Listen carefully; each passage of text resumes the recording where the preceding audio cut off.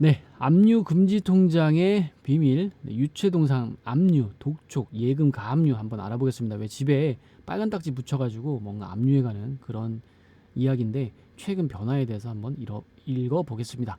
부채의 이면도 알 필요가 있어서 업데이트를 해봅니다.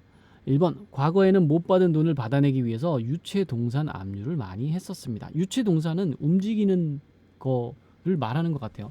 왜 부동산은 안 움직이는 거잖아요. 집을 이렇게 땅 파서 움직이기 어렵죠. 그래서 움직이는 건 유체, 유동산. 그리고 움직이지 않는 건 부동산. 네, 계속 읽어보겠습니다. 유체동산의 압류는 냉장고, TV, 세탁기 등의 생활용품에 빨간 딱지를 붙인 뒤 경매를 해서 대출금을 회수하는 방식이다. 사실 빨간 딱지는 빨간색이 아니다. 빨간색뿐만 아니라 흰색, 노란색, 초록색, 분홍색 등 다양한 색깔을 지방 법원별로 쓰고 있다. 과거 드라마 등에서 빨간 딱지 정식 명칭은 압류물 표목이다. 압류물 표목. 이 빨간 딱지가 분위기상 어울려서 자주 나오다 보니 빨간 딱지 정도가 된 것이다. 유체동산 압류는 많이 줄어들고 있다. 물건이 흔해지다 보니 구형 냉장고나 TV, 세탁기 등의 경매해봤자 경매 비용도 건지기 힘들고 있기 때문이다. 유체동산 압류를 당하는 사람도 구형 가전제품을 그냥 포기하고 당근에서 중고를 사서 채우는 게 편해지는 세상이 된 것이다.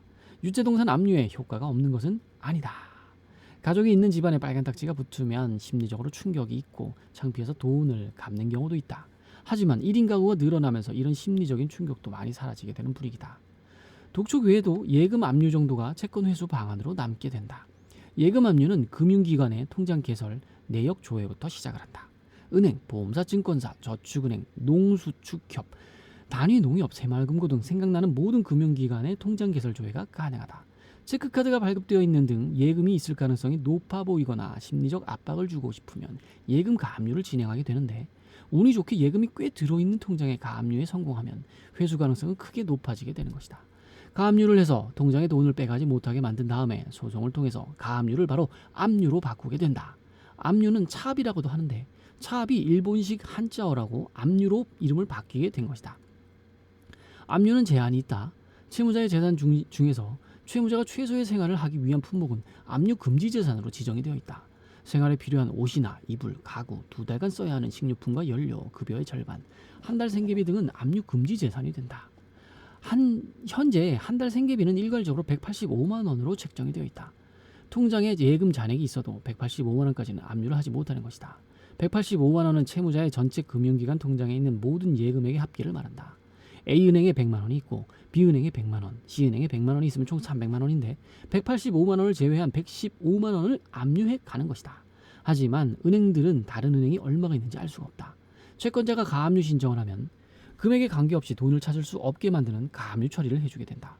채무자가 압류 금지 한도 내에 있는 185만 원을 찾으려면 법원에 신청을 해야 한다. 채무자가 185만 원을 받겠다고 법원에 신청을 하는 경우가 거의 없기 때문이다. 실무적으로는 전액 가압류가 된다고 보면 된다. 압류를 원칙적으로 금지하는 압류금지 통장이 있다. 통장명에 지킴이나 안심 등이 들어가는 통장들이 그것이다.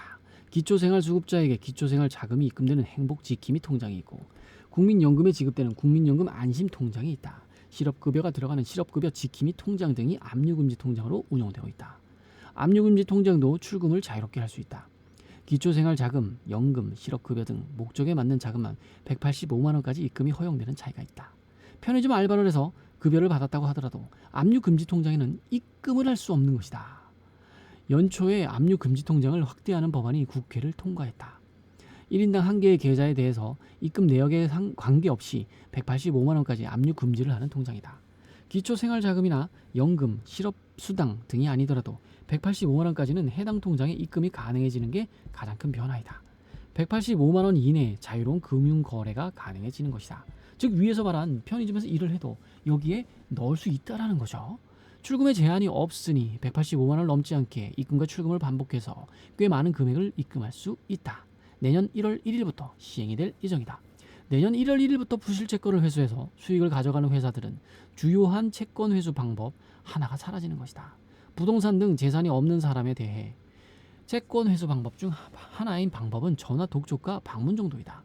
금융감독원은 채권 독촉을 과하게 하지 못하게 하는 가이드라인도 운영하고 있는데 금융사가 채무자에게 전화 등으로 상환을 독촉할 수 있는 횟수는 일주일에 7회 정도가 한도이다.